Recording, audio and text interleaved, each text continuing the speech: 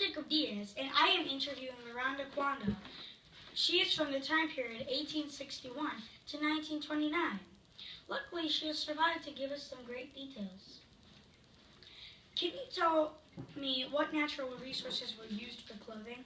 Certainly, we use cotton, leather, linen, and definitely wool. How does the clothing represent the time period? Men and women often wore hats and bonnets to keep the sun off their head. We also wore coats and gloves in the winter because it was very, very cold. How was the clothing reflective of Illinois' environment? Women and girls made most of the clothing by hand around the Civil War. Into the 20th century, Paris and France began to influence the fashion industry. Also, growth of factories made clothing available to purchase off the rack. What tools were needed to make clothing? We used needle and thread and yarn to hand make clothing. The factories used steel and machines. Now can you tell me about food? What natural resources were used for food?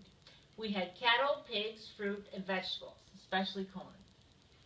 How does the food reflect the culture of the time?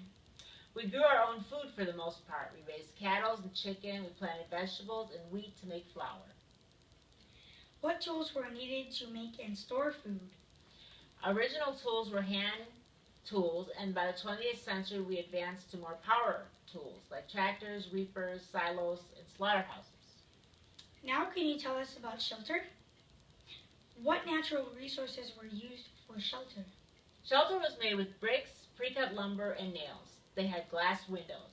Places like Chicago were growing very rapidly, and they used a lot of wood. They used wood for the houses, sidewalks, and streets.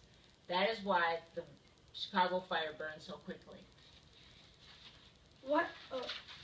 How is the shelter reflective of Illinois' environment? The houses needed to be strong, and they needed a heat source for the cold winters. How does the shelter represent the time period? Near the 20th century, an architect named Frank Lloyd Wright was designing homes in a prairie style. These emphasized the horizontal, low-pitched roofs and cubic forms. Plus, first skyscrapers were being built by various other artists. What tools were needed to build or create homes? The tools used at first were hammers and nails, and later machinery was used to build larger homes. Now let's move to community. How is the community governed? Illinois was governed by a constitution. It was first ratified in 1818. What were the roles of men, women, and children in the community? Men mostly worked outside of the home, and the women worked inside of the home, cooking, cleaning, and child rearing. The children were either homeschooled or they went out to school. What was daily life like in the community? For rural people, they got up early and tended to their farms. The women stayed in the home. For people who worked in factories, they worked very, very long hours in the city. Last, let's talk about environment. What were the natural resources available in Illinois? There were many, but some of them included cattle, coal, dairy, sheep, and vegetables, especially corn.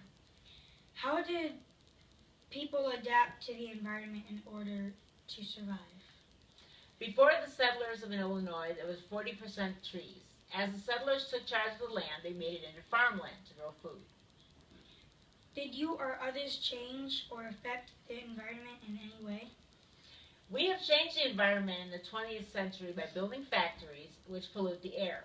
This has impacted the environment greatly over time. Thank you so much, Ms. Kwanda, for taking the time to give us some information about the time.